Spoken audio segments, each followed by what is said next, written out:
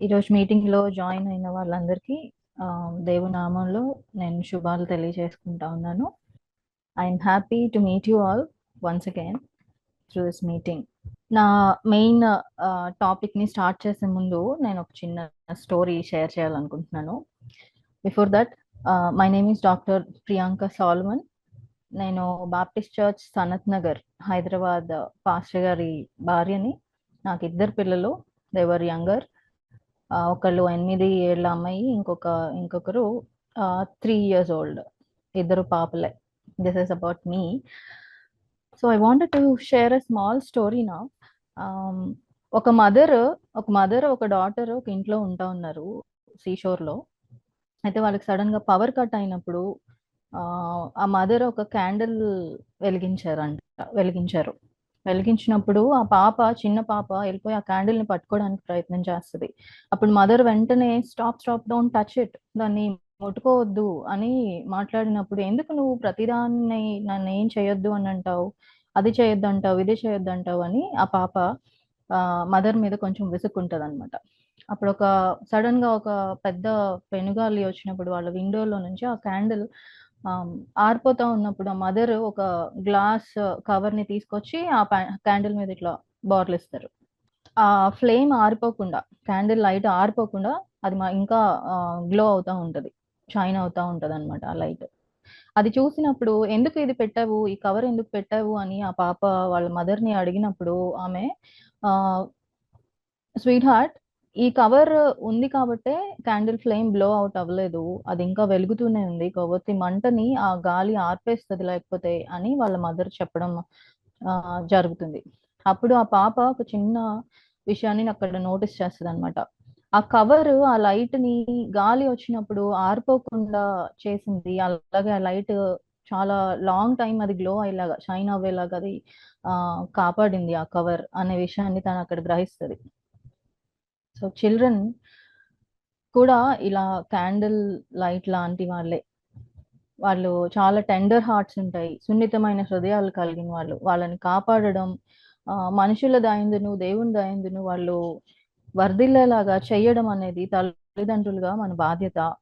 So to make them shine brighter for God in this world, maintaining effective disciplines and setting boundaries is very important. So ఈ రోజు దీనికి సంబంధించిన కొన్ని విషయాలను మనం మాట్లాడుకుందాం. ఈరోజు పేరెంటింగ్ ఫేస్ చేస్తున్న, పర్టికులర్ గా క్రిస్టియన్ పేరెంటింగ్ ఫేస్ చేస్తున్న మేజర్ ఛాలెంజెస్ ఏంటి అని అంటే, first thing is balancing between love and discipline. ప్రేమకి క్రమశిక్షణకి మధ్య బ్యాలెన్స్ ని విషయంలో ఛాలెంజ్ ఫేస్ చేస్తా ఉన్నారు. అలాగే శిక్షకి వ్యత్యాసాన్ని గురించి ఛాలెంజ్ ఫేస్ చేస్తా ఉన్నారు, కన్ఫ్యూజన్ ని ఫేస్ చేస్తా ఉన్నారు. అలాగే స్వేచ్ఛని ఇవ్వడానికి, బౌండరీస్ ని సెట్ చేయడానికి, ఈ రెండిటికి కూడా కన్ఫ్యూజన్ ని ఫేస్ చేస్తా ఉన్నారు. అలాగే బౌండరీస్ సెట్ చేసే విషయంలో, సరిహద్దుల్ని నిర్ణయించే విషయంలో వాళ్ళ ఆత్మల్ని క్రష్ చేయకుండా, అణచివేయకుండా, వాళ్ళ స్పిరిట్స్ ని క్రష్ చేయకుండా ఎలా బౌండరీస్ సెట్ చేయాలి, వాళ్ళకి సరిహద్దుల్ని ఎలా నిర్ణయించాలి అనే విషయంలో కూడా చాలా ఛాలెంజ్ ని పేరెంట్స్ ఫేస్ చేస్తూ ఉన్నారు. కానీ దేవుని లేఖనాల్లో చూసినప్పుడు మన పరమ తండ్రి అయిన దేవుడు ఈ విషయాలని చాలా చక్కగా బ్యాలెన్స్ చేస్తూ తన బిడ్డల్ని ఎలా నడిపించాడో, ఎలా డిసిప్లిన్ చేశాడో అనేక సందర్భాల్లో మనకి ఆయన ప్రత్యక్షపరచడం జరిగింది. హెబ్రీ పత్రిక 12వ అధ్యాయము 5వ వచనం నుంచి మనం చూసినప్పుడు అదొక సందర్భం where God revealed his loving discipline towards his children.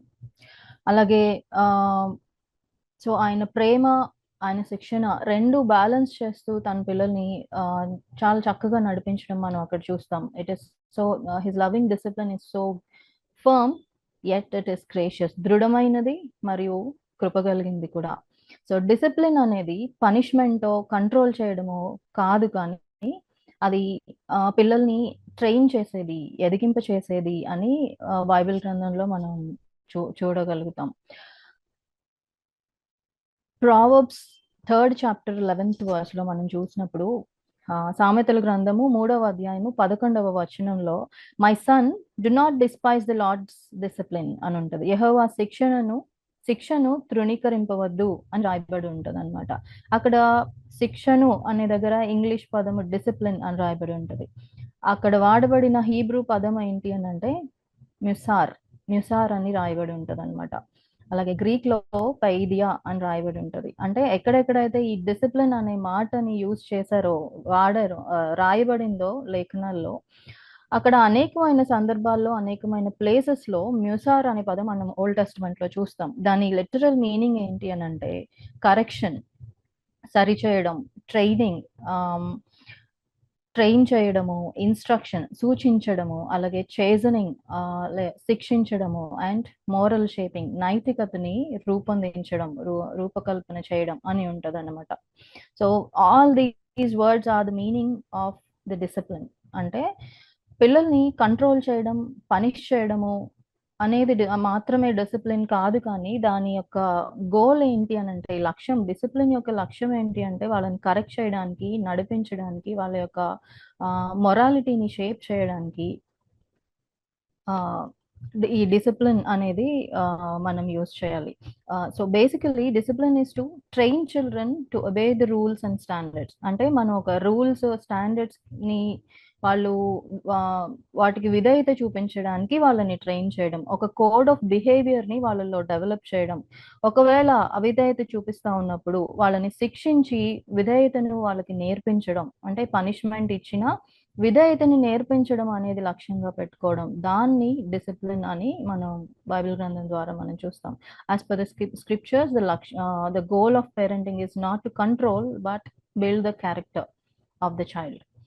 అదే హెబ్రీ పత్రిక 12:6లో మనం చూస్తాం, the lord disciplines those he loves. దేవుడు తను ప్రేమించే వాళ్ళని శిక్షణ చేస్తా ఉన్నాడు అనేసి రాయబడి ఉంటది అనమాట. సో నిజమైన ప్రేమ పిల్లల్ని వాళ్ళ ఓన్ హానికరమైన మార్గాల్లోకి వెళ్ళనివ్వదు. హార్మ్ఫుల్ వేస్ లోకి వాళ్ళు వెళ్ళిపోవడానికి అలౌ చేయదు. కానీ వాళ్ళ అవిధేయతను శిక్షించి అయినా సరి అయిన మార్గంలోకి వాళ్ళని తీసుకురావడానికి డిసిప్లిన్ అనే దాన్ని మనం వాడడం చూస్తాం. సో కాబట్టి క్రమశిక్షణ పిల్లల స్వభావాన్ని నిర్మిస్తుంది, పెంపొందిస్తుంది, వాళ్ళ స్ఫూర్తిని విచ్ఛిన్నం చేయకుండా వారి సంకల్పాన్ని రూపొందిస్తుంది. సో వాళ్ళ వ్యక్తిగత జీవితాల్ని, స్పిరిచువల్ లైఫ్స్ ని కూడా కట్టడానికి డిసిప్లిన్ అనేది సహాయపడుతుంది.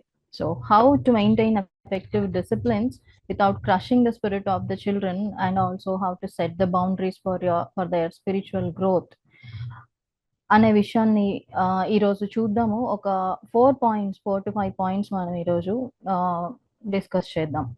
ఎలా ఈ డిసిప్లిన్స్ ని ఎఫెక్టివ్ గా మెయింటైన్ చేయాలి, బౌండరీస్ ని సెట్ చేయాలి అనే విషయాన్ని.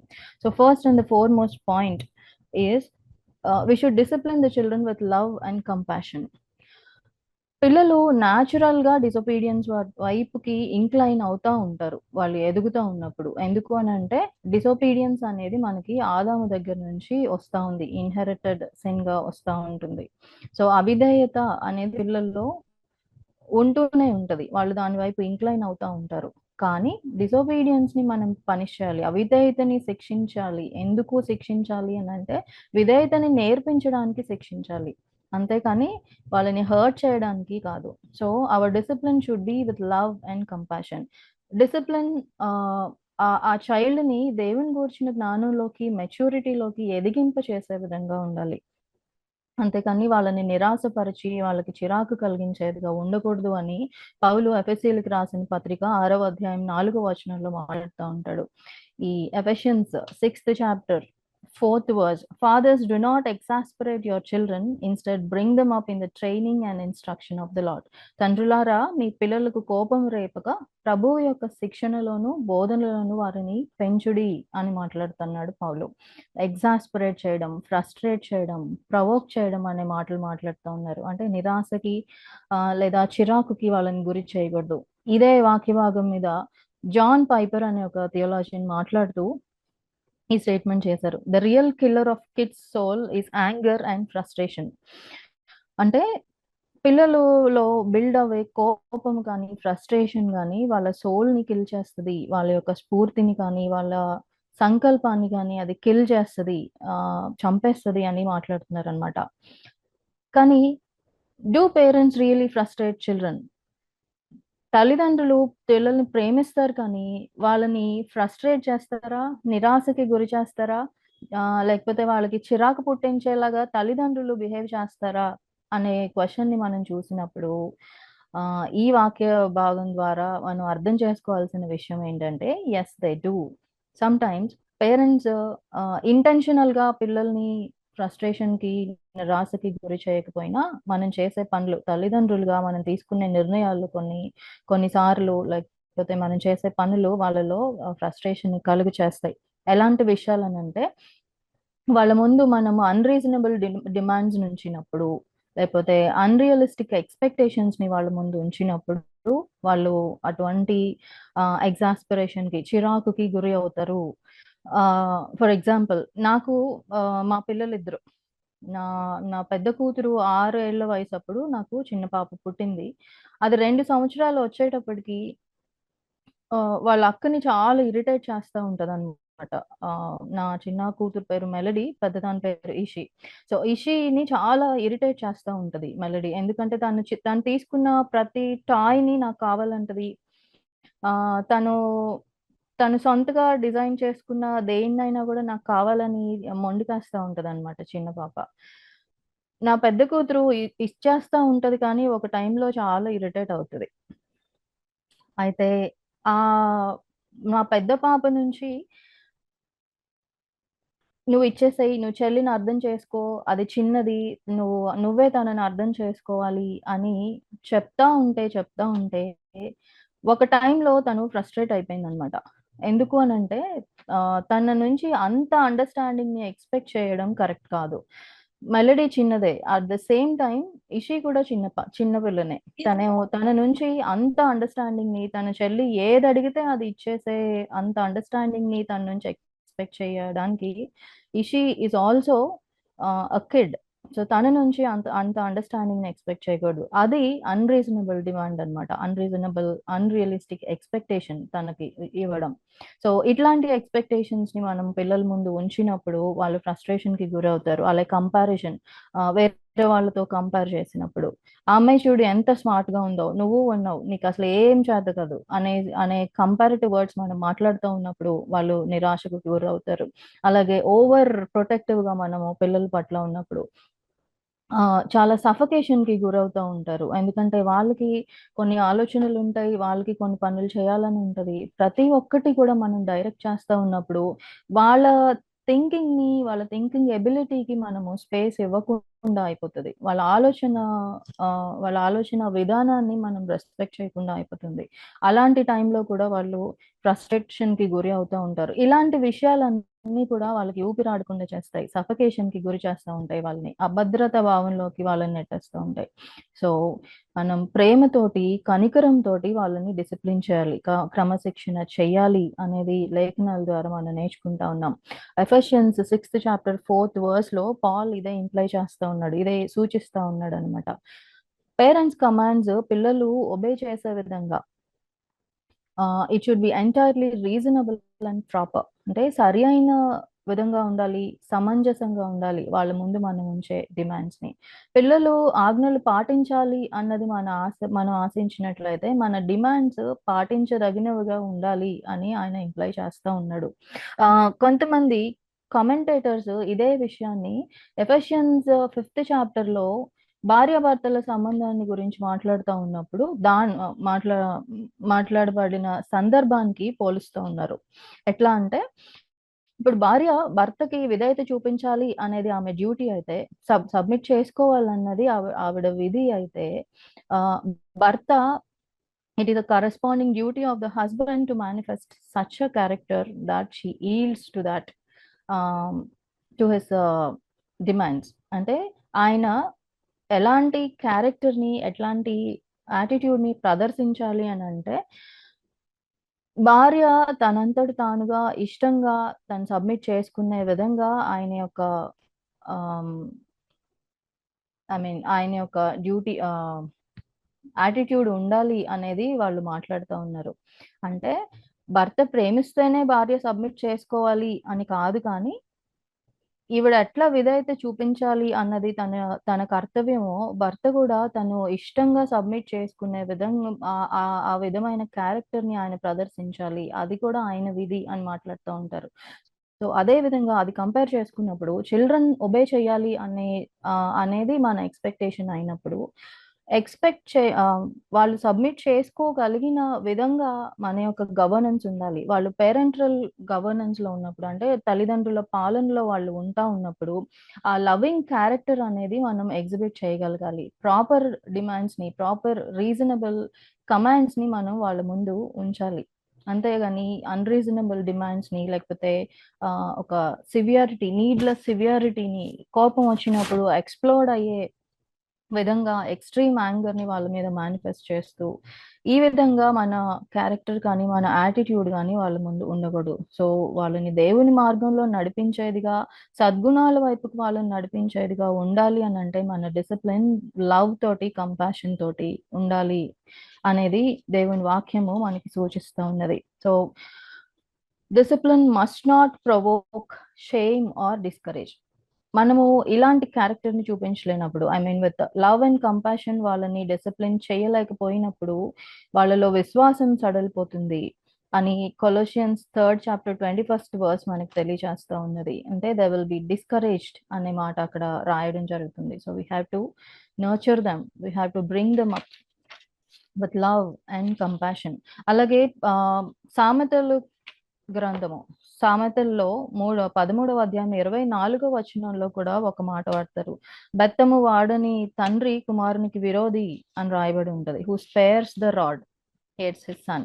ఇక్కడ రాడ్ అనే మాట, బెత్తము అనే మాట చూసినప్పుడు అది లిటరల్ గా బెత్తం తీసుకొని వాళ్ళని కొట్టాలి అని కాదు కానీ it's a figure of correction. Rod అనేది ఫిగర్ ఆఫ్ కరెక్షన్ అంటే సరిదిద్దడానికి, పిల్లల్ని సరిచేయడానికి, సరిదిద్దడానికి సూచించిన ఒక మెటాఫోర్ అన్నమాట. So, he who loves him is careful to discipline him. అంటే పిల్లల్ని ఎవరైతే ప్రేమిస్తారో వాళ్ళు చాలా శ్రద్ధగా వాళ్ళని డిసిప్లిన్ చేస్తారు. ఈఎస్‌బి వెర్షన్‌లో కేర్‌ఫుల్ అనే మాట దగ్గర డిలిజెన్స్ అని రాయబడి ఉంటది. సో, చాలా శ్రద్ధగా, కేర్‌ఫుల్‌గా పిల్లల్ని మనము డిసిప్లిన్ చేయాలి. అది ఎప్పుడు చేయగలుగుతాము అనంటే ఆహ్, with love and compassion we can do that. So diligently we have to nurture them, we have to bring them up. ఎలా ఎలా మనము ప్రేమతోటి కంపాషన్ తోటి వాళ్ళని డిసిప్లిన్ చెయ్యాలి అని అంటే the first point is we have to our correction should be very gentle. Our correction should be calm. అంటే శాంతంగా, జెంటల్‌గా మనం వాళ్ళని కరెక్ట్ చేయగలగాలి. సివియర్ పనిష్మెంట్స్ ఇవ్వడము, లేకపోతే హార్ష్ వర్డ్స్‌ని వాళ్ళ ముందు మాట్లాడడము, వాళ్ళ స్పిరిట్స్‌ని డిస్కరేజ్ చేసే విధంగా, నొచ్చుకునే విధంగా వాళ్ళతో మాట్లాడడము, సర్కాస్టిక్‌గా మనం మాట్లాడడము, ఇట్లాంటి విషయాలన్నిటిని వాళ్ళ ముందు మనం అవాయిడ్ చేయాలి. మన వాళ్ళని మన గోల్ ఏంటి? అసలు పేరెంటింగ్ యొక్క గోల్ ఏంటి? లేకపోతే డిసిప్లిన్ యొక్క గోల్ ఏంటి అనంటే వాళ్ళని కరెక్ట్ చేయడము, అలాగే ఆహ్, అవిధేయతను పనిష్ చేయడము, మంచి బిహేవియర్ ఒక కోడ్ ఆఫ్ బిహేవియర్‌ని వాళ్ళకి అలవాటు చేయడము, ట్రైన్ చేయడము. అంతేగాని వాళ్ళని హర్ట్ చేయడం కాదు. కాబట్టి మనం చాలా కామ్‌గా, జెంటిల్‌గా వాళ్ళని కరెక్ట్ చేయగలగాలి. హర్ట్ చేయడం అనేది మనము అవాయిడ్ చేయగలగాలి. సో, మన టెంపర్‌మెంట్స్‌ని మనం కంట్రోల్‌లో ఉంచుకోవాలి. మన యాంగర్‌ని, రాత్‌ని పిల్లల మీద మనం కుమ్మరించినప్పుడు, మనకు కోపమొచ్చినప్పుడు, ఎక్స్‌ప్లోడ్ అయిపోయినప్పుడు, పిల్లలు మనకి ఈల్డ్ అవుతారు. సబ్మిట్ చేసుకుంటారు. Not because we are right. మనం కరెక్ట్ కాబట్టి వాళ్ళు మనకి సబ్మిట్ చేసుకోరు. మనం కరెక్ట్ కాబట్టి, మనం మాట్లాడేది కరెక్ట్ కాబట్టి వాళ్ళు మనకి విధేయత చూపించరు. కానీ మనం స్ట్రాంగెస్ట్ కాబట్టి మనకి ఈల్డ్ అవుతారనమాట. కానీ ఎక్స్‌టర్నల్‌గా వాళ్ళు విధేయత చూపిస్తారు. కానీ ఇంటర్నల్‌గా వాళ్ళలో రిసెంట్‌మెంట్ గ్రో అయిపోతా ఉంటది. యాంగర్ గ్రో అయిపోతా ఉంటది. సో, అది ఆహ్, పెద్దయిన తర్వాత రెబెలియన్‌కి దారి తీస్తదనమాట. సో, పెద్దయిన తర్వాత వాళ్ళు ఆహ్, వాళ్ళ బిహేవియర్ కానీ, వాళ్ళ యాటిట్యూడ్ కానీ చాలా రెబెలియస్‌గా ఉంటుంది. కాబట్టి చిన్నప్పటి నుంచి వాళ్ళని పెంచుతా ఉన్నప్పుడు, వాళ్ళని డిసిప్లిన్ చేస్తా ఉన్నప్పుడు, కరెక్ట్ చేస్తా ఉన్నప్పుడు, వాళ్ళు తప్పు చేసినప్పుడు పనిష్ చేస్తా ఉన్నప్పుడు, మన టెంపర్‌మెంట్స్‌ని చాలా కంట్రోల్డ్‌గా పెట్టుకొని, వాళ్ళ బిహేవియర్‌ని మౌల్డ్ చేసే విధంగా మనం వాళ్ళ పట్ల ప్రవర్తించాలి. సో, ఇన్ దిస్ సినారియో ఆహ్, the second point we first is correction should be graceful, correction should be gentle, and the second one is it should be natural and with logical consequences. అంటే సహజంగా ఉండాలి, logical గా ఉండాలి మనం ఇచ్చే consequences. అంటే ఒక పనిని మనం వాళ్ళకి అప్పగించినప్పుడు, లేకపోతే ఒక ఎక్స్పెక్టేషన్ ని వాళ్ళ ముందు ఉంచినప్పుడు దాన్ని వాళ్ళు రీచ్ అవ్వలేకపోతే, లేకపోతే వాళ్ళు అది చెయ్యనప్పుడు కాన్సిక్వెన్సెస్ ఉంటాయి అనే విషయము మనం వాళ్ళకి ముందుగానే వాళ్ళకి మనం తెలియచేస్తాం, వాటికి కాన్సిక్వెన్సెస్ ఉంటాయి. సో ఆ కాన్సిక్వెన్సెస్ మీనింగ్ఫుల్ గా ఉండాలి, వాళ్ళ బిహేవియర్ ని మౌల్డ్ చేసేదిగా ఆ కాన్సిక్వెన్సెస్ ఉండాలి. అంతేగాని రివెంజ్ తీర్చుకోవడానికి రివెంజ్ స్టైల్లో మనం ఇచ్చే కాన్సిక్వెన్సెస్ ఉండకూడదు. అలాగే ఏజ్ అప్రోప్రియేట్ గా ఉండాలి. ఇన్అప్రోప్రియేట్ పనిష్మెంట్స్ ని మనం ఇవ్వకూడదు, కాన్సిక్వెన్సెస్ ని మనం ఇవ్వకూడదు. ఇది కూడా మనం చాలా కేర్ఫుల్ గా అబ్జర్వ్ చేయాల్సిన విషయం. అంటే ఫర్ ఎగ్జాంపుల్, వాళ్ళు ఒక టాయ్ ని బ్రేక్ చేసినప్పుడు చేతిలో ఉన్న ఒక బొమ్మని వాళ్ళు ఇసిరేశారు అనుకోండి, ఆ బొమ్మని నువ్వు కూర్చొని అది నువ్వు ఫిక్స్ చేయాలి, ఇప్పుడు ఫిక్స్ చేసిన తర్వాతే నీకు అన్నం పెడతాను అని చెప్పడం అనమాట. సో వాళ్ళు వాళ్ళు పాడు చేసిన దాన్ని మరలా వాళ్ళే కూర్చొని దాన్ని ఫిక్స్ చేస్తా ఉన్నప్పుడు వాళ్ళు రెస్పాన్సిబిలిటీ అనే దాన్ని వాళ్ళలో డెవలప్ చేసుకుంటారు. అలాగే ఎవరినైనా హర్ట్ చేసినప్పుడు, వాళ్ళు తిట్టినప్పుడు కానీ, కొట్టినప్పుడు కానీ, తోటి వాళ్ళని కొట్టినప్పుడు కానీ, వాళ్ళకి ఇచ్చే పనిష్మెంట్ ఎట్లా ఉండాలి అని అంటే, తీసుకెళ్లి వాళ్ళని అపాలజైజ్ వాళ్ళు ఎవరినైతే హర్ట్ చేశారో, పిల్లలు ఎవరినైతే హర్ట్ చేశారో వాళ్ళతోటి అపాలజైజ్ చేయాలి, వాళ్ళతో రికన్సైల్ అవ్వాలి. ఇలాంటి కాన్సిక్వెన్సెస్ ని మనం వాళ్ళ ముందు ఉంచాలి. అంతేకాని అన్రియలిస్టిక్ కాన్సిక్వెన్సెస్ ని, రివెంజ్ స్టైల్ కాన్సిక్వెన్సెస్ ని మనం పిల్లల ముందు ఉంచకూడదు. తర్వాత మూడో విషయం ఏంటి అని అంటే, we have to affirm after correction by mentioning the reason for correction. అంటే మనం వాళ్ళతోనే ఉన్నాం, మనం వాళ్ళ నుంచి వేరైపోలేదు. పనిష్మెంట్ ఇచ్చినప్పుడు బాధ కలుగుతుంది, వాళ్ళు మన నుంచి కొంచెం అలా దూరంగా జరిగిపోతారు, కానీ మనం వాళ్ళతోనే ఉన్నాము అనే విషయాన్ని నిర్ధారించాలి, వాళ్ళకి అఫర్మ్ చేయాలి. I love you, I'm not angry, you're precious to me, ఇలాంటి మాటలు వాళ్ళకి చెప్పి వాళ్ళకి అఫర్మ్ చేయాలి that we're with them. At the same time మనం ఎందుకు ఆ పనిష్మెంట్ ఇవ్వాల్సి వచ్చిందో, ఎందుకు వాళ్ళు ఏం చేయలేకపోయారో అనే విషయాన్ని కూడా, ఆ కరెక్షన్ ని మనం ఎందుకు ఇచ్చామో కూడా వాళ్ళకి రీజన్ వాళ్ళకి మెన్షన్ చేయాలి. ఇది చాలా ఇంపార్టెంట్. ఎందుకు అని అంటే ఇట్ రెస్టోర్స్ అవర్ రిలేషన్షిప్. వాళ్ళు బాధపడి కొంచెం దూరంగా జరిగిపోయినప్పుడు వాళ్ళతో తిరిగి మనం రిలేషన్షిప్ ని రెస్టోర్ చేసుకోవడం, మరలా వాళ్ళని హత్తుకోవడం అనేది చాలా vital parent and child relationship లో.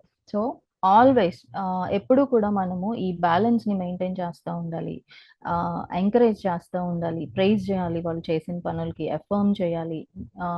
ఈ విధంగా చేస్తూ ఉన్నప్పుడు వాళ్ళ స్పిరిట్ స్ట్రెంగ్తన్ అవుతుంది, పిల్లల్లో కాన్ఫిడెన్స్ డెవలప్ అవుతుంది అనమాట. So discipline with love and compassion, it shapes our children's inner character. ప్రేమతోటి కనికరంతోటి డిసిప్లిన్ చేస్తూ ఉన్నప్పుడు మనం పనిష్మెంట్ ఇచ్చినప్పటికీ కూడా వాళ్ళు ఇష్టంగా మనకి ఈల్డ్ అవుతారు, మన కమాండ్ ని ఫాలో అవుతారు. అది వాళ్ళ ఇన్నర్ క్యారెక్టర్ ని, జస్ట్ ఎక్స్టర్నల్ బిహేవియర్ ని మాత్రమే కాకుండా ఇన్నర్ క్యారెక్టర్ ని కూడా అది షేప్ చేస్తుంది, and emotional and spiritual health ని కూడా సౌండ్ గా ఉంచుతుంది అనమాట, హెల్తీగా ఉంచుతుంది. So the first point is we have to discipline with love and compassion. The second point is with clear expectations. అంటే వాళ్ళ ముందు మనం క్లియర్ ఎక్స్పెక్టేషన్స్ ని ఉంచాలి. డిసిప్లిన్ అనే విషయంలో, డిసిప్లిన్ చేస్తా ఉన్నప్పుడు క్లియర్ ఎక్స్పెక్టేషన్స్ ని మనం పిల్లల ముందు ఉంచాలి. క్లియర్ ఎక్స్పెక్టేషన్స్ అంటే the child should know what is expected. అంటే పిల్లలు వాళ్ళ నుంచి మనం ఏం ఎక్స్పెక్ట్ చేస్తున్నామో, ఎందుకు అది ఎక్స్పెక్ట్ చేస్తున్నామో, అది ఏం చేస్తుందో, ఈ విషయాలన్నీ కూడా వాళ్ళకి ప్రెడిక్టబుల్ గా ఉండాలి. వాళ్ళకి తెలియాలి, వాళ్ళు ఎందుకు ఆ పని చేస్తున్నారో, ఎందుకు ఆ ఎక్స్పెక్టేషన్, ఎందుకు వాళ్ళు చేయాలో, ఎందుకు ఫాలో అవ్వాలో వాళ్ళకి అర్థం కావాలి, వాళ్ళకి తెలుసుకోవాలి. సామెతల గ్రంథము 22వ అధ్యాయము 6వ వచనం మనం చూసినప్పుడు, train up your child in the way he should go. బాలుడు నడవవలసిన త్రోవను బాల్యమందే వాళ్ళకి నేర్పుము అని రాయబడి ఉంటుంది. ఇవి కొన్ని ట్రాన్స్లేషన్స్ లో చూసినప్పుడు direct your children on to right path, అంటే సరి అయిన మార్గంలోకి వాళ్ళని డైరెక్ట్ చేయండి అని ఒక ట్రాన్స్లేషన్ లో రాయబడి ఉంటది. Teach your children right from wrong. సరి అయిన దాన్ని మీ పిల్లలకి నేర్పించండి, సరి అయినది ఏదో తప్పైనది ఏదో వాళ్ళకి నేర్పించండి, బోధించండి అని ఉంటుంది. అలాగే వాళ్ళకి జీవన విధానాన్ని వాళ్ళకి నేర్పించండి అని ఇంకొక ట్రాన్స్లేషన్ లో ఉంటుంది. So how can we direct a child on to the right path? How can we teach them right from wrong? How can we teach the way they should go? సరి అయిన జీవన విధానాన్ని వాళ్ళకి ఎలా నేర్పించాలి అంటే, ఎలా నేర్పించగలుగుతాము, ఎలా బోధించగలుగుతాము అని అంటే, బై ఎస్టాబ్లిషింగ్ క్లియర్ ఎక్స్పెక్టేషన్స్. ఈ క్లియర్ ఎక్స్పెక్టేషన్స్ అనేది ఏం చేస్తుంది అని అంటే, కన్ఫ్యూజన్ ని అవాయిడ్ చేస్తుంది. First of all it avoids confusion in the children. పిల్లలు చాలా వరకు డిజోబీడియన్స్ ఎందుకు చూపిస్తారు అని అంటే, వాళ్ళు ఆ బ్యాడ్ కాబట్టి కాదు, అంటే వాళ్ళ స్వభావం మంచిది కాదు కాబట్టి వాళ్ళు తప్పు చేయరు, అవిధేయత చూపించరు, రెబీలియన్ చూపించరు. కానీ వాళ్ళకి వాళ్ళ నుంచి ఏం ఎక్స్పెక్ట్ చేస్తున్నామో, వాళ్ళు ఏం చేయాలో వాళ్ళకి అన్క్లియర్ గా ఉన్నప్పుడు వాళ్ళు మోస్ట్ ఆఫ్ ద టైమ్ రెబీలియస్ గా ఉంటారు, డిజోబీడియన్స్ చూపిస్తారు. So when the child don't understand what they need to do, అంటే వాళ్ళు ఏం చేయాలో వాళ్ళకి అర్థం కానప్పుడు, ఎందుకు అది చేస్తున్నారో వాళ్ళకి అర్థం కానప్పుడు వాళ్ళు దాన్ని ఫాలో అవ్వలేరు పిల్లలు. ఈ విషయాన్ని క్లియర్ ఎక్స్పెక్టేషన్స్ ని వాళ్ళ ముందు ఉంచాలి. సో క్లియర్ ఎక్స్పెక్టేషన్స్ అనే మాట అర్థం చేసుకోవడానికి నేను ఒక బైబిల్ గ్రంథం నుంచి ఒక వర్స్ ని చెప్తాను. మొదటి తిమోతికి రాసిన పత్రిక 4వ అధ్యాయం 12వ వచనంలో మనం చూసినప్పుడు ఆ తిమోతికి పౌలు ఏం చెప్తా ఉంటాడంటే, you set an example for the believers అని మాట్లాడుతున్నాడు.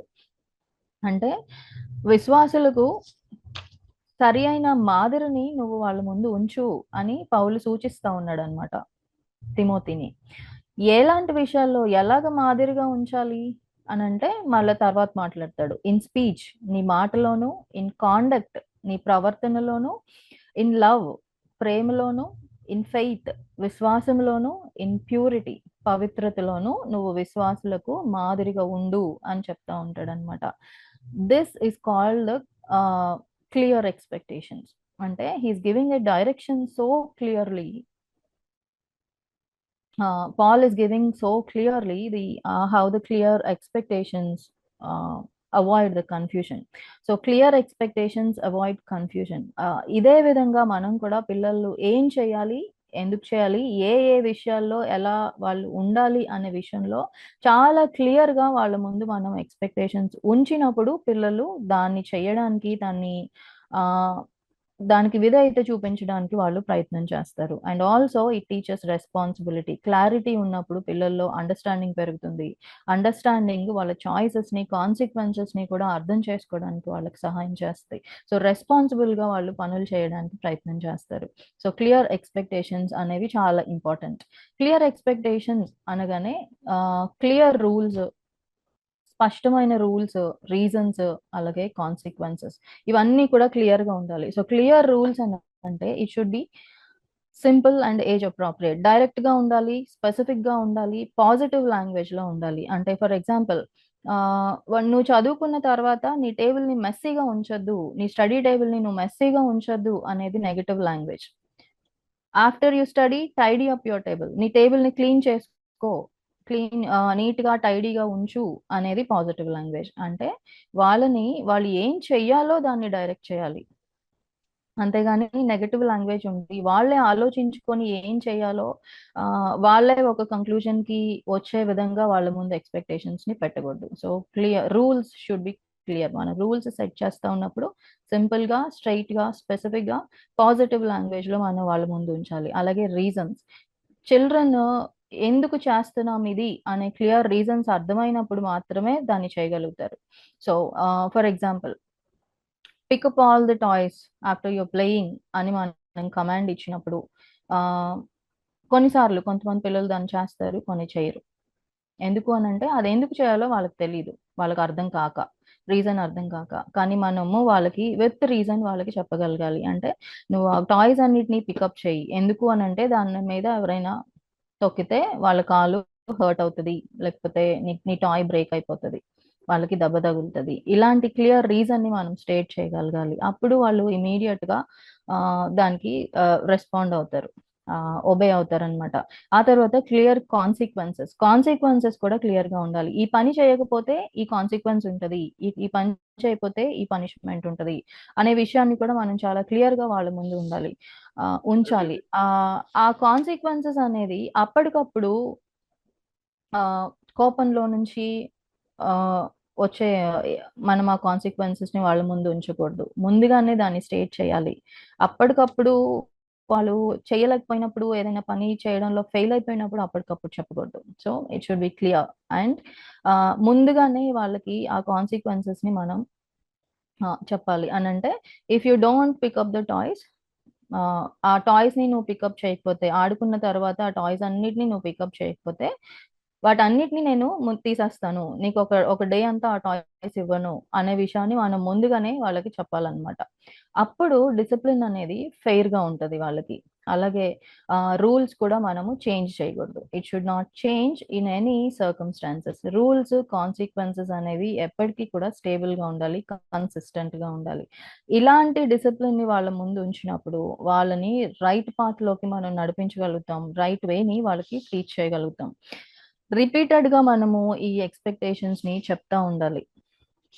అది నాగ్ చేయడమో, లేకపోతే వాళ్ళని విసిగించడమో కాదు కానీ, మనం చెప్పే విషయాలని రీఇన్ఫోర్స్ చేయడం, ధృవీకరించడం అన్నమాట. So, the second point we need to focus is our expectations should be clear in disciplining. సామెతల గ్రంథము and the third point, moving on to the third point, be consistent. మన రూల్స్, మన డిసిప్లిన్, క్రమశిక్షణ అనేది స్థిరంగా ఉండాలి, కన్సిస్టెంట్ గా ఉండాలి. ప్రా సామెతలు టు బీ కన్సిస్టెంట్ అనంటే it means to keep your rules and expectations stable and predictable over time. అంటే మనం వాళ్ళ ముందు ఉంచుతున్న రూల్స్ కానీ, స్టాండర్డ్స్ కానీ, కాన్సిక్వెన్సెస్ కానీ స్టేబుల్ గా ఉండాలి. వాళ్ళు ఊహించదగినవిగా ఉండాలి. వాళ్ళకి అర్థం కాకుండా ఉండకూడదు. అట్ ద స్థిరంగా ఉండాలి. అట్ ద సేమ్ టైం అవి మన మూడ్ ని బట్టి, స్ట్రెస్ ని బట్టి, లేకపోతే సర్కమ్స్టాన్సెస్ ని బట్టి, లేకపోతే వాళ్ళ మీదకి మనం అప్పుడప్పుడు చూపించే పిటీని బట్టి అవి చేంజ్ కాకూడదు. ఎప్పటికీ రూల్స్ లాగానే ఉండాలి. కన్సిస్టెన్సీ అనే మాటను అర్థం చేసుకోవాలి అనంటే, మత్తయి సువార్త 5వ అధ్యాయం 37వ వచనంలో యేసుప్రభు వారు సర్మన్ ఆన్ ద మౌంట్, అక్కడ జూస్ అందరితోటి మాట్లాడుతా ఉన్నప్పుడు ఒక స్టేట్మెంట్ చేస్తారనమాట. Your yes means yes and no means no. మీ మాట అవును అంటే అవును, కాదు అంటే కాదు అని ఉండవలెను. వీటికి మించినది దుష్టుని నుంచి పుట్టినది అని మాట్లాడుతా ఉంటారు. దుష్టుని నుండి అనే మాట దగ్గర ఫుట్ నోట్‌లో కీడు నుండి అనే మాటని వాడతారు. రాయబడి ఉంటదనమాట. సో, అంటే కన్సిస్టెన్సీ అనే మాటను అర్థం చేసుకోవడానికి నేను ఈ వాక్యాన్ని కోట్ చేశాను. ఇట్ ఈస్ ఈ కాంటెక్స్ట్ కాదు. కాకపోతే ఆ పదాన్ని అర్థం చేసుకోవడానికని నేను ఇది జ్ఞాపకం చేస్తా ఉన్నాను. సో, పిల్లల విషయంలో కూడా మనము కన్సిస్టెంట్‌గా ఉండాలి. మన మాట యెస్ అంటే యెస్, నో అంటే నో అంతే. అది ఎప్పటికి కూడా మారకూడదు. ఒక రూల్‌ని మనం వాళ్ళ ముందు ఉంచినప్పుడు, ఒక కాన్సిక్వెన్స్‌ని మనం వాళ్ళ ముందు ఉంచినప్పుడు, అది ఎప్పటికీ కూడా స్థిరంగా ఉండాలి, స్టేబుల్‌గా ఉండాలి అండ్ వాళ్ళు ప్రెడిక్ట్ చేయగలిగిన విధంగా ఉండాలి. అంటే ఎప్పటికీ నేను ఈ పని చేస్తే మా అమ్మకి కోపమొస్తది, మా నాన్నకి కోపమొస్తది అనే విషయం ఎప్పటికీ కూడా ఒకలాగానే ఉండాలి. అది పరిస్థితులను బట్టి, మన మూడ్స్‌ని బట్టి ఎప్పటికప్పుడు చేంజ్ అవుతా ఉండకూడదు. అలా చేంజ్ అవుతుంది అనంటే, ఆ పిల్లలు మానిప్యులేటివ్ బిహేవియర్‌ని నేర్చుకుంటారు. రూల్స్ నెగోషియబుల్ అనే విషయాన్ని వాళ్ళు తీసుకుంటారనమాట. సో, దాని మీద స్టేబుల్‌గా ఉండరు. సో, ప్రావర్బ్స్ 19థ్ చాప్టర్ 18థ్ వర్స్‌లో కూడా ఇది రాయబడి ఉంటది. బుద్ధి వచ్చినని నీ కుమారుని శిక్షింపుము. అయితే వాడు చావవలెనని కోరవద్దు. Discipline your child while there is still hope. ఇక్కడ మనం ఒక విషయాన్ని చూడాలి. వాడు చావవలెనని కోరవద్దు అని రాయబడి ఉంటది. హీబ్రూ ఒరిజినల్ టెక్స్ట్‌లో వాడి డిస్ట్రక్షన్‌ని మీరు కోరుకోవద్దు అని రాయబడి ఉంటదనమాట. ఒక పేరెంట్ పిల్లల యొక్క డిస్ట్రక్షన్‌ని ఎలా కోరుకుంటారు? వాళ్ళు చచ్చిపోవాలని ఎలా కోరుకుంటారు? కోరుకోరు కదా! ఆహ్, అయితే ద్వితీయోపదేశకాండం 21వ అధ్యాయము 18వ వచనంలో మనం చూసినప్పుడు పిల్లలు మాట విన్నప్పుడు, రెబీలియస్ అయినప్పుడు, ఇంక వాడు అస్సలు మాటకి విధేయత చూపించట్లేదు, వాడు అస్సలు మార్చుకోవట్లేదు అన్నప్పుడు పేరెంట్స్‌కి ఇచ్చిన ఇన్‌స్ట్రక్షన్ ఏంటి అంటే దేవుడు వాళ్ళని యాజకుల దగ్గరికి తీసుకెళ్ళాలి. పెద్దల దగ్గరికి తీసుకెళ్ళాలి. ఆ పిల్లవాడు మాట వినట్లేదు కాబట్టి వాడిని రాళ్ళతో కొట్టి చంపేయండి అని అక్కడ రాయబడి ఉంటదనమాట. అది సందర్భం. అంటే ఈ వాక్యాన్ని నేనెందుకు జ్ఞాపకం చేస్తున్నాను అనంటే, ఇట్ ఈస్ నాట్ థట్ వాళ్ళని మనము ఇంటెన్షనల్‌గా తీసుకెళ్ళి మరణానికి అప్పగించడము అని కాదు కానీ, మనం కొన్నిసార్లు చూపించే ప్రేమ, మనం కొన్నిసార్లు చూపించే జాలి వాళ్ళకి రైట్ డైరెక్షన్ ఇవ్వాల్సినప్పుడు ఇవ్వకుండా, వాళ్ళ వాళ్ళని సరిచేయాల్సినప్పుడు సరిచేయకుండా, వాళ్ళకి ఫ్రీడమ్ ఇచ్చి ఓవర్ ఫ్రీడమ్‌ని మనం వాళ్ళకి ఇచ్చేసినప్పుడు ఆబ్వియస్‌గా వాళ్ళొక రాంగ్ పాత్‌ని తీసుకున్నప్పుడు దాని కాన్సిక్వెన్సెస్ వాళ్ళు పెద్దయిన తర్వాత మనం చూస్తాం. రెబెలియన్ అనేది వాళ్ళలో డెవలప్ అవుతది. మనం తీసుకోవాల్సిన మెజర్స్‌ని తీసుకోలేకపోయినప్పుడు ఖచ్చితంగా అది రాంగ్ కాన్సిక్వెన్సెస్‌కి లీడ్ చేస్తది. అది వాడి జీవితాన్ని నాశనం చేసే విధంగా కూడా ఉంటది. అనే విషయాన్ని మనం ఇక్కడ అర్థం చేసుకోవాలి. ఇదే విషయాన్ని మనము యాజకుడైన ఏలి అతని కుమారుల విషయంలో కూడా చూస్తాం. ఇనీషియల్‌గా వాళ్ళు తప్పు చేస్తా ఉన్నప్పుడు, పిల్లలు తప్పు చేస్తా ఉన్నప్పుడు ఆయన కరెక్ట్ చేయలేదు. చేయనప్పుడు అది వాళ్ళ మరణానికి దారి తీసింది. డిస్ట్రక్షన్‌కి దారి తీసింది. దేవుని యొక్క ఉగ్రతకి వాళ్ళు పాత్రులయ్యారు. వాళ్ళ జీవితాలను కోల్పోయారు. కాబట్టి తల్లిదండ్రులుగా మనం వాళ్ళని ఎక్కడ సరిచేయాలో, ఎక్కడ బెత్తాన్ని వాడాలో, ఎక్కడ ఆహ్, కరెక్ట్ చేయాలో, ఈ విషయాలన్నీ మనం చేయలేనప్పుడు వాళ్ళని డిస్ట్రక్షన్‌లోకే నడిపిస్తాం. సో, బీ కన్సిస్టెంట్ అని ఇక్కడ ప్రావర్బ్స్ 19థ్ చాప్టర్ 18థ్ వర్స్ మనకి తెలియజేస్తా ఉంది. ఇదే వర్స్‌ని మనము కింగ్ జేమ్స్ వెర్షన్‌లో చూసినప్పుడు, "chasten thy son while there is hope and let not thy soul spare for his crying." అంటే chasten thy son while there is hope. అంటే ఇంకా హోప్ ఉన్నప్పుడే వాళ్ళని ఆ పరిస్థితులన్నీ ఆశాజనకంగా ఉన్నప్పుడు, వాడి హృదయము మౌల్డబుల్‌గా ఉన్నప్పుడు, షేప్ చేసే విధంగా టెండర్‌గా ఉన్నప్పుడే వాళ్ళని మనము సరి అయిన విధంగా వాళ్ళని పెంచుకోవాలి. కరెక్ట్ చేసుకోవాలి. ఇన్ఫాన్సీ నుంచి, చైల్డ్‌హుడ్ నుంచి యూత్‌లో దాకా అంటే వాళ్ళు ఆహ్, తల్లిదండ్రుల యొక్క పాలనలో ఉన్నంత వరకు వాళ్ళ జీవితాల్లో పాపం ఎంటర్ అయిపోయి పాప స్వభావం వాళ్ళు ఎగ్జిబిట్ చేసే లోపే మనం వాళ్ళ హృదయము టీచింగ్‌కి, కరెక్షన్‌కి కఠినం కాకముందే వాళ్ళకి నేర్పించాల్సిన విషయాలను మనం నేర్పించాలి. డిసిప్లిన్ చేయాల్సిన దగ్గర డిసిప్లిన్ చేయాలి. క్రమశిక్షణని నేర్పించాలి. And let not thy soul spare his crying. Let not thy soul అనే మాటనే మనము బీ కన్సిస్టెంట్ అని మాట్లాడుతున్నామనమాట. అంటే వాళ్ళు ఏడుస్తారు. కరెక్షన్ చేసినప్పుడు దాన్ని తీసుకోరు. రెసిస్ట్ చేస్తారు.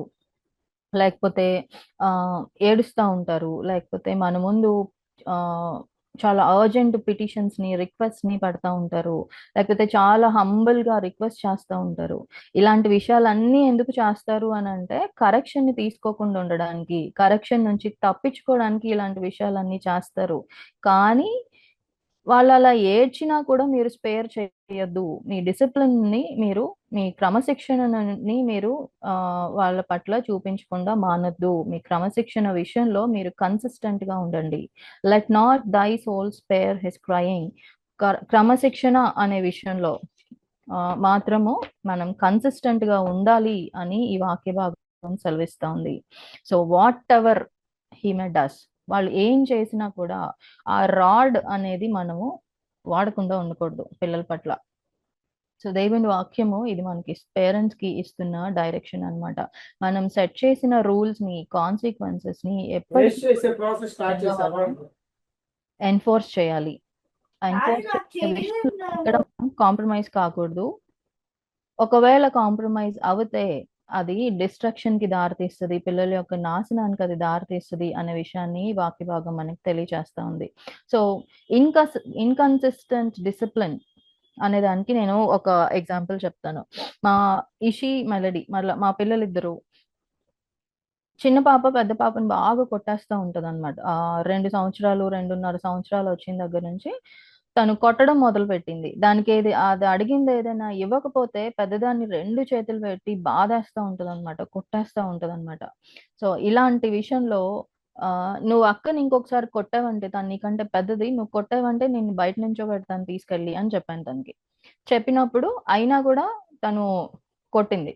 నీకు బయట నుంచోబెడతాను, పనిష్మెంట్ ఇస్తానని చెప్పాను కదా మెలడీ అని చెప్పినప్పుడు తను 2 చేతులు పెట్టి తన మొఖాన్ని ఇలా బాధేసుకొని అలిగి లోపలికెళ్ళి రూమ్‌లోకి వెళ్ళిపోవడం మొదలుపెట్టింది.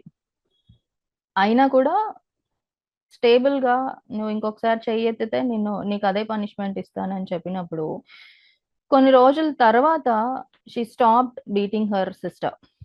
మా పెద్దమ్మాయిని తను కొట్టడం ఆపేసింది. ఇంకెప్పుడు తను చెయ్యెత్తలేదనమాట. సో, మనం కన్సిస్టెంట్‌గా ఉన్నప్పుడు ఫస్ట్‌లో వాళ్ళు రెసిస్ట్ చేస్తారు. ఫస్ట్‌లో వాళ్ళు ఆహ్, బాధపడతారు, అలుగుతారు, అన్నీ చేస్తారు. కానీ మనము కన్సిస్టెంట్‌గా ఉన్నప్పుడు గ్రాడ్యుయల్‌గా వాళ్ళు ఈల్డ్ అవుతారనమాట. సో, వాళ్ళిద్దరి మధ్య ఆ లవ్వింగ్ కనెక్షన్‌ని డెవలప్ చేసే బాధ్యత మనదే, పేరెంట్స్‌దే. So, consistency is very important. So, how to be consistent? Married couple అయితే పేరెంట్స్ ఇద్దరు కూడా సేమ్ పేజ్ మీద ఉండాలి. రూల్స్‌ని, కాన్సిక్వెన్సెస్‌ని ప్రైవేట్‌గా డిస్కస్ చేయాలి. ఎన్ఫోర్స్ చేయబోయే ముందు పబ్లిక్‌గా పిల్లలకి అవి ఎన్ఫోర్స్ చేయబోయే ముందు ప్రైవేట్‌గా వాటిని డిస్కస్ చేయాలి. పిల్లల ముందు కూర్చొని రూల్స్‌ని సెట్ చేయడం, పిల్లల ముందు కాన్సిక్వెన్సెస్‌ని డిస్కస్ చేయడం అనేది జరగకూడదు. సో, వాళ్ళిద్దరూ సేమ్ పేజ్ మీద ఉండాలి. అంటే 9:00కి మీరిద్దరూ వెళ్లి పడుకోవాలి అనేది నేను మాట్లాడినప్పుడు, నా భర్త కూడా దాన్నే ఫాలో కావాలి. దా మేమిద్దరము అగ్రీ అవ్వి ఆ రూల్‌ని ఎన్ఫోర్స్ చేయాలి. నేనొక మాట చెప్పి, నా భర్త ఇంకొక మాట చెప్తే, నేను 9:00 అనుకున్నప్పుడు పిల్లలు ఆయన దగ్గరికెళ్ళి, "బాబా కొంచెం సేపు మేము టీవీ చూస్తాం. ఇంకొంచెం సేపు చూస్తాం" అన్నప్పుడు, "సర్లే మీరు చూడండి కొంసేపు అంటే చూడని" అని మాట్లాడాడంటే అయిపోయినట్లే ఇంకా. వాళ్ళెప్పటికీ ఆహ్, ఆ కన్సిస్టెన్సీ అనే దానికి అబైడ్ కారు. కాబట్టి కపుల్ అయినప్పుడు ఇద్దరు కూడా ఒకటే మాట మీద ఉండాలి. సేమ్ పేజ్ మీద ఉండాలి. కాన్సిక్వెన్సెస్ విషయంలో కూడా ఎన్ఫోర్స్ చేసేటప్పుడు they should be on the same page. అలాగే మనం ఇస్తున్న కాన్సిక్వెన్సెస్ కానీ ప్రామిసెస్ నిలబెట్టుకోవాలి ఎప్పుడు కూడా. అంటే ఈ పని చేస్తే నీకు రివార్డ్ ఇస్తాను. లేదా ఈ పని నువ్వు చేస్తే దీనికి కాన్సిక్వెన్సెస్ ఉంటాయి. నీకు పనిష్మెంట్ ఉంటది అని చెప్పినప్పుడు రివార్డ్ అయినా, కాన్సిక్వెన్స్ అయినా ఏదైనా ఆహ్, ఎన్ఫోర్స్ చేయాలి. కన్సిస్టెంట్‌గా ఉండాలి ఆ విషయంలో. So, we should keep our promises.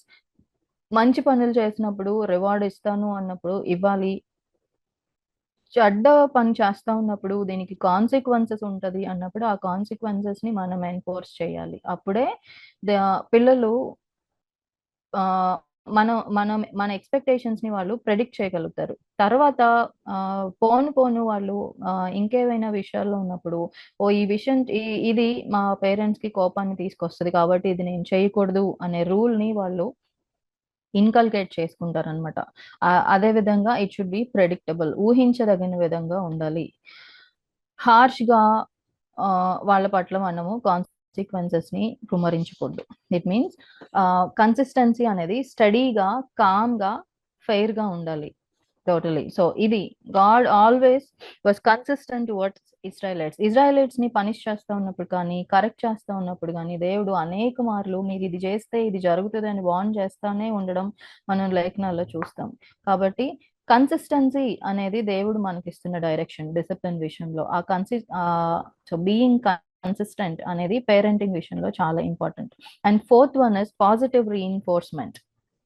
Positive reinforcement అంటే ఒక మంచి బిహేవియర్‌ని వాళ్ళు చూపించినప్పుడు మనం వాళ్ళని ఎంకరేజ్ జేయడానికి, వాళ్ళు చేసిన పనిని అక్నాలెడ్జ్ చేయాలి. ప్రైజ్ చేయాలి. రివార్డ్ చేయాలి. వాళ్ళకేదైనా గిఫ్ట్స్, చిన్న చిన్న గిఫ్ట్స్ ఇవ్వడము. ఇట్లాంటివన్నీ కూడా పాజిటివ్ రీఇన్ఫోర్స్‌మెంట్స్. ఆ పాజిటివ్ రీఇన్ఫోర్స్‌మెంట్ ఏం చేస్తది అనంటే పిల్లల్లో మోటివేషన్‌ని కలుగజేస్తదనమాట. So, it focuses on building the behaviour of the child. అంటే రాంగ్ బిహేవియర్‌ని మనము పనిష్ చేస్తున్నప్పటికీ కూడా పాజిటివ్ రీఇన్ఫోర్స్‌మెంట్స్ వాళ్ళలో ఎంకరేజ్‌మెంట్‌ని కలుగచేసి, వాళ్ళు రైట్ బిహేవియర్ వైపు రావడానికి, వాళ్ళ క్యారెక్టర్‌ని బిల్డ్ చేయడానికి అది సహాయపడతది.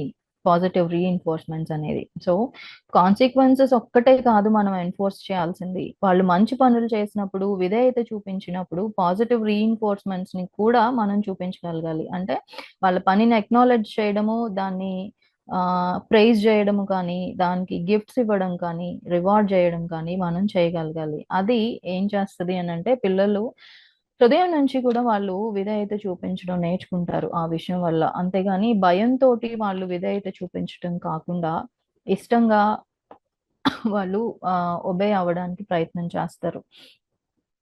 దేవుడెప్పుడు కూడా తను తను ఇచ్చిన కమాండ్‌ని ఫాలో అయినప్పుడు మనము ఆయన వాళ్ళని రివార్డ్ చేయడం చూస్తాం. తన బిడ్డల్ని రివార్డ్ చేయడము బైబిల్ గ్రంథంలో అనేక విషయాల్లో చూస్తాము. సామ్స్ 19th చాప్టర్ 11th వర్స్‌లో కూడా రాయబడి ఉంటది. వాటిని గైకొనుట వలన గొప్ప లాభము కలుగును అని దావీదు రాస్తా ఉన్నాడు. So God always rewards obedience. ఎందుకు పాజిటివ్ రీఇన్ఫోర్స్‌మెంట్స్ ఉండాలి అనంటే అది ఎందుకు వైటల్ రోల్ ప్లే చేస్తది అనంటే చిల్డ్రన్ ఆహ్, వాళ్ళు they repeat what gets there attention. అంటే ఒక మంచి పని చేసినప్పుడు దాన్ని మనము ఆహ్, దాని పట్ల మనము అక్నాలెడ్జ్ చేస్తా ఉన్నాము. లేకపోతే మనము అటెన్షన్ పే చేస్తున్నాము అనే విషయం వాళ్ళు అర్థం చేసుకున్నప్పుడు, ఆ పనిని రిపీట్ చేయడానికి ట్రై చేస్తారు. ఫర్ ఎగ్జాంపుల్ అన్నం తిన్న తర్వాత మనం చెప్పకుండానే నే నేను ఏమి చెప్పకుండానే తను ప్లేట్ తీసుకెళ్ళి నా పాప సింక్‌లో పెట్టేసొచ్చిందనుకోండి. తను చాలా రెస్పాన్సిబుల్‌గా బిహేవ్ చేస్తున్నట్టు. సో, దాన్ని నేను అక్నాలెడ్జ్ చేసినప్పుడు, నాకు చాలా సంతోషమైంది. నువ్వు చాలా రెస్పాన్సిబుల్‌గా ఉన్నావు. నువ్వు తీసుకెళ్ళి ప్లేట్‌ని సింక్‌లో పెట్టేసుకొనొచ్చావు. అనే విషయాన్ని నేను అటెన్షన్ పే చేస్తా ఉన్నప్పుడు, దాన్ని అక్నాలెడ్జ్ చేసినప్పుడు, దాన్ని ప్రైజ్ చేసినప్పుడు, తను మరలా అదే బిహేవియర్‌ని ఆహ్, కలిగి ఉండడానికి, ఆ పనిని చేయడానికి ప్రయత్నం చేస్తది. సో, పాజిటివ్ రీఇన్ఫోర్స్‌మెంట్ అనేది క్యారెక్టర్ బిల్డింగ్‌లో చాలా ఇంపార్టెంట్. అందులో చిల్డ్రన్ పట్ల మనం అటెన్షన్ పే చేస్తున్నాము అనే విషయము వాళ్ళు ఆ మంచి పనుల్ని మరలా రిపీట్ చేయడానికి వాళ్ళకి మోటివేషన్ అవుతదనమాట. సో, పేరెంట్ చైల్డ్ రిలేషన్‌షిప్ కూడా అక్కడ స్ట్రెంథెన్ అవుతది. అదే ప్రావర్బ్స్ 29 చాప్టర్ 17th వర్స్‌లో మాట్లాడుతా ఉన్నాడు. ఏ అక్కడ రాయబడిన వాక్యం ఏంటి అనంటే, discipline your son and he will give you peace. He will bring you delight అని రాయబడి ఉంటది. అతడు నీ కుమారుని శిక్షించిన ఎడల అతడు నిన్ను సంతోషపరచును. నీ మనసుకి ఆనందము కలుగచేయును అని రాయబడి ఉంటది. ఆనందము అనే మాట దగ్గర డిలైట్ అని రాయబడి ఉంటదనమాట. అంటే పిల్లలు రైట్ వేలో వాళ్ళు పెంచబడినప్పుడు మనకి తల్లిదండ్రులకి విధేయత చూపించడం, ఎల్డర్స్‌ని రెస్పెక్ట్ చేయడం, ప్రూడెంట్ బిహేవియర్‌ని వాళ్ళు చూపించడం, దేవుని పట్ల భయభక్తులు కలిగి ఉండడం, దేవుని మార్గాల్లో వాళ్ళు నడవడం, వాళ్ళ యొక్క పిలుపు విషయంలో, కాలింగ్ విషయంలో శ్రద్ధ కలిగి ఉండడం, హార్డ్ వర్కింగ్‌గా ఉండడము. ఈ విషయాలన్నిటిని కూడా వాళ్ళ బిహేవియర్‌లో, వాళ్ళ క్యారెక్టర్‌లో చూస్తా ఉన్నప్పుడు అంతకంటే గొప్ప డిలైట్, అంతకంటే గొప్ప ఆనందము తల్లిదండ్రులకి ఇంకేముంటది? సో, ఇలా ఇది ఎలా జరుగుతుంది? ఇలాంటి ఆనందం తల్లిదండ్రులకి ఎలా కలుగుతుంది అనంటే, ఒక చైల్డ్ డిసిప్లిన్డ్‌గా ఉన్నప్పుడు, డిసిప్లిన్డ్‌గా ఎదుగుతా ఉన్నప్పుడు అట్లాంటి డిలైట్ తల్లిదండ్రులకు కలుగుతది. సో, అది జరగాలి అనంటే వాళ్ళ యొక్క మంచి బిహేవియర్‌ని, వాళ్ళ యొక్క విధేయతని సెలబ్రేట్ చేసుకుంటా ఉండాలి. సెలబ్రేట్ చేయాలి. వాళ్ళ యొక్క విధేయతకి మనము రివార్డ్ చేయాలి. అలా చేస్తా ఉన్నప్పుడు వాళ్ళు ఇంకా మోటివేట్ అవుతారు. ఎంకరేజ్ అవుతారు. రైట్ పాత్‌లో నడవడానికే వాళ్ళు ప్రయత్నం చేస్తా ఉంటారు. ఇవన్నీ కూడా వాళ్ళ జీవితాన్ని చిన్నప్పటి నుంచి కూడా షేప్ చేస్తా ఉంటాయి. వాళ్ళు సరియైన మార్గంలో నడవడానికి, సరియైన జీవిత విలువల్ని వాళ్ళు కలిగి ఉండడానికి అది సహాయం చేస్తది. సో, పాజిటివ్ రీఇన్ఫోర్స్‌మెంట్స్ ఏ ఏ విధంగా ఉంటాయి?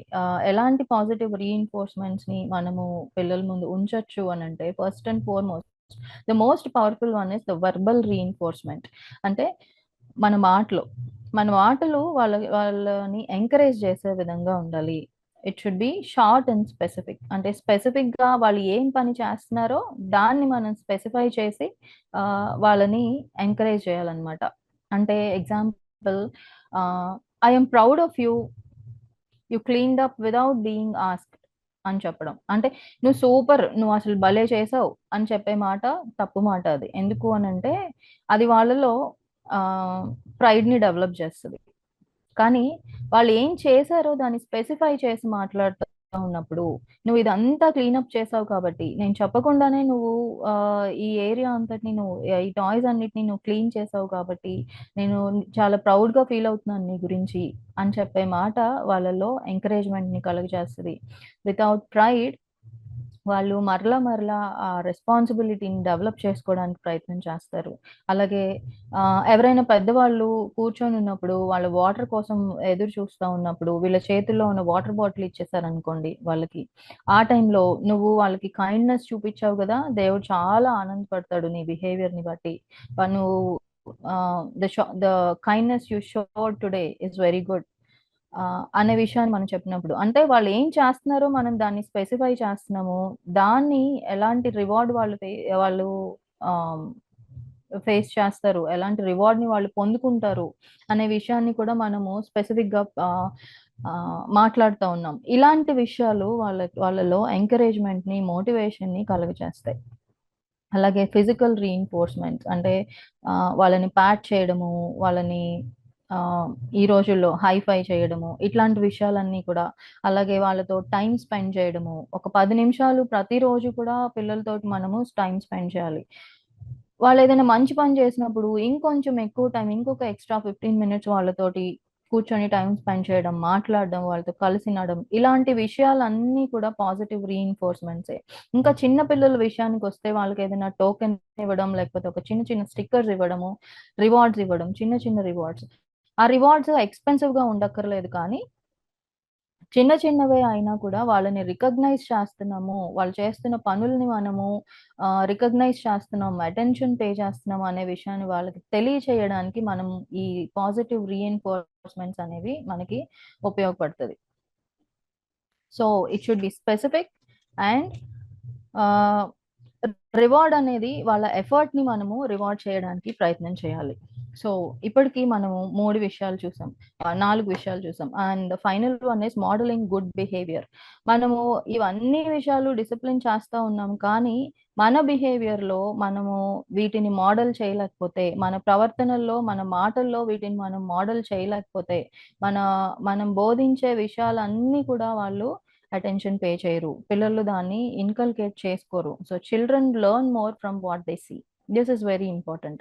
సో, మన మన యాటిట్యూడ్‌ని, మన టోన్‌ని, మన రియాక్షన్స్‌ని, మన స్పిరిచ్యువల్ డిసిప్లిన్స్‌ని వీటన్నిటిని కూడా పిల్లలు మనల్ని చూసి ఇమిటేట్ చేస్తారు. సో, మోడలింగ్ గుడ్ బిహేవియర్ అనేది వాళ్ళ యొక్క స్పిరిచ్యువల్ గ్రోత్‌కి కానీ, డిసిప్లిన్‌కి గానీ ఫౌండేషన్ లాంటిది అన్నమాట. సో, ప్రావెర్బ్స్ 20థ్ చాప్టర్ 11థ్ వర్స్‌లో బాలుడు సహితము తన నడవడి శుద్ధమైనదో కాదో, యథార్థమైనదో కాదో తన చేష్టల వలన ఆహ్, తెలియచేయును అని రాయబడి ఉంటది.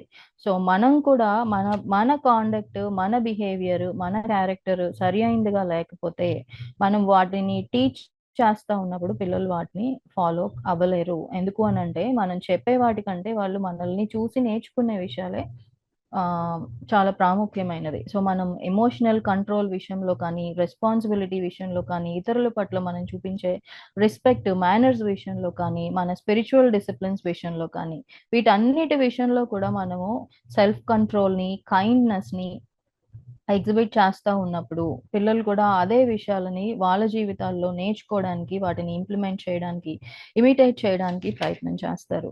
సో, 5 విషయాలని ఇప్పటికి మనం చూసాం.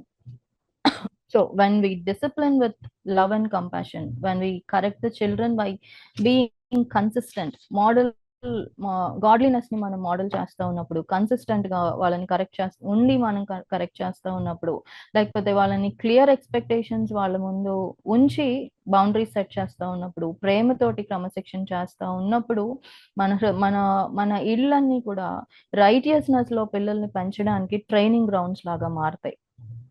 పిల్లలు మనకి క్లోజర్‌గా మూవ్ అవ్వడం మాత్రమే కాకుండా, దేవునికి కూడా వాళ్ళ రక్షకునికి కూడా వాళ్ళు క్లోజ్‌గా మూవ్ అవ్వడానికి ప్రయత్నం చేస్తారు. So, as parents we are not alone in this journey. మన మన డిసిప్లిన్ గాడ్స్ వర్డ్‌లో గ్రౌండెడ్‌గా ఉన్నప్పుడు, దేవుని వాక్యాన్ని ఆధారంగా చేసుకొని, దేవుని మోడల్‌ని మనం జీవితాల్లో మనం మోడల్ చేస్తూ అటువంటి డిసిప్లిన్‌ని మనం పిల్లల ముందు ఉంచినప్పుడు, పరిశుద్ధాత్ముడు మనల్ని స్ట్రెంథెన్ చేసి, దేవుని వాక్యం ద్వారా మనల్ని గైడ్ చేసి, మన వీక్‌నెసెస్ అన్నిటిని కూడా ఆయన కృపతోటి కవర్ చేస్తూ, పిల్లల్ని ఏ రీతిగా పెంచాలో ఆయన అప్రూవ్ చేసే విధంగా ఏ రీతిగా పెంచాలో మనకి కావాల్సిన విజ్డమ్‌ని, గైడెన్స్‌ని అనుగ్రహిస్తాడు. కాబట్టి మన మన మన లైవ్స్‌ని మన పిల్లల్ని రైజ్ చేయడానికి, దేవుడు కోరుకునే విధంగా డిసిప్లిన్‌లో రైజ్ చేయడానికి, తద్వారా గాడ్స్ నేచర్‌ని మన జీవితాల్లో రిఫ్లెక్ట్ చేయడానికి ఆహ్, మా ఆయన సహాయాన్ని మనం కోరుకుందాం.